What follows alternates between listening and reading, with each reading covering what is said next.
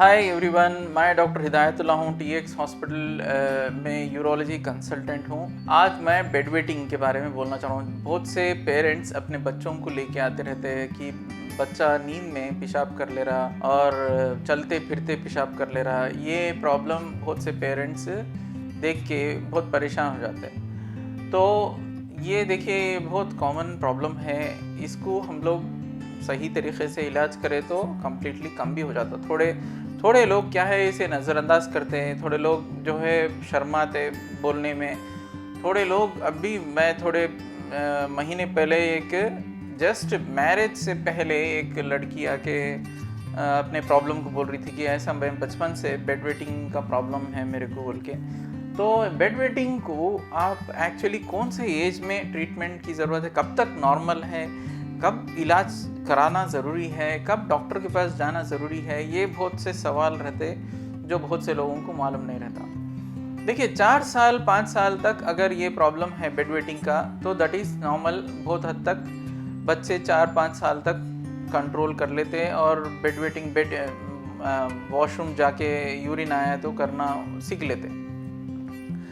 थोड़े percentage of patients में, बच्चों में क्या होता है 4-5 साल के बाद भी ये प्रॉब्लम परसिस्टेंट रहता। तो जब डॉक्टर के पास जाके इलाज करा लेना ज़रूरी हो जाता। दूसरा इम्पॉर्टेंट थिंग ये बेड वेटिंग का ये है कि बेड वेटिंग का मतलब ये नहीं है कि उनके किडनी में या उनकी पेशाब की थैली में या उनके मसानों में कुछ प्रॉब्लम है। एक्चुअली जो ये प्रॉब्लम है वो नींद से ताल्लुक़ रहता। नींद जितनी गहरी रहती बच्चों में, थोड़े बच्चों में बहुत गहरी नींद रहती है, आप बहुत मुश्किल से उनको उठा सकते हैं नींद में से।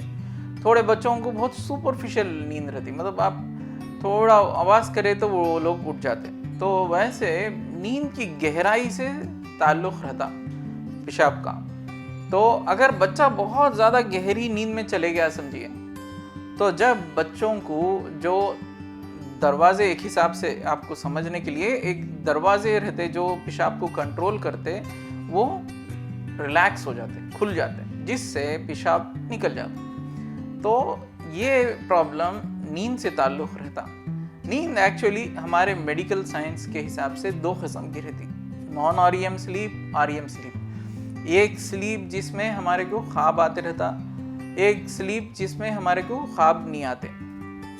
तो ये उसके डेप्थ में, स्लीप के डेप्थ में मैं नहीं जाना चाह रहा हूँ वो टॉपिक में। मैं ये बोलना चाह रहा हूँ बहुत से लोग पेरेंट्स क्या समझते हैं कि एक हिसाब से डर जाते कि कहीं बच्चे को किडनी का तो प्रॉब्लम नहीं है, नहीं कहीं पेशाब की थैली में तो प्रॉब्लम नहीं है बोल के बहुत डर जाते हैं। लेकिन डरने की बात नहीं रहती। इसके अच्छे से अच्छे दवाइयाँ हैं। एक दवा से काम नहीं चल रहा तो दूसरी दवा से हम लोग ट्राई कर सकते हैं, मगर इलाज इसका 3 मंथ से 6 मंथ्स का रहता ज़्यादातर। और बच्चे को उसके साथ साथ वो जो भी प्रॉब्लम्स पेरेंट्स फेस कर रहे हैं क्लीनिंग के लिए, जैसा बेड है, बेड कच्चा हो गया, उसके कपड़े निकालना है, धोना है, ये भी चीज़ों में उनको शेयर करने देना, ताकि उन्होंने समझना कि क्या प्रॉब्लम हो रहा है। एक बार बेड पे पेशाब करने से क्या प्रॉब्लम होता, कितने मदर को कितना काम करना पड़ता, ये सब चीज़ें भी थोड़ा उनको रियलाइज़ हुई जैसा समझाना। ऐसा नहीं है कि आप डराने से और बच्चों में ये प्रॉब्लम बढ़ते जाता।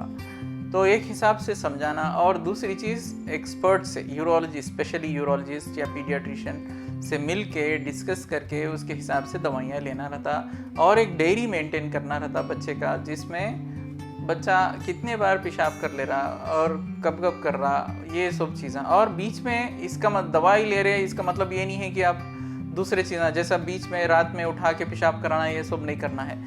करना ज़रूरी रहता, दवा लेते रहना और वो प्रिकॉशंस भी करते रहना। तो over a period of time बच्चों को आदत हो जाती और ये जो बेड वेटिंग की आदत है वो छूट जाती। Thank you. और कुछ सवाल है तो आप आके या आप कमेंट में क्वेश्चन पूछ सकते हैं। Thank you.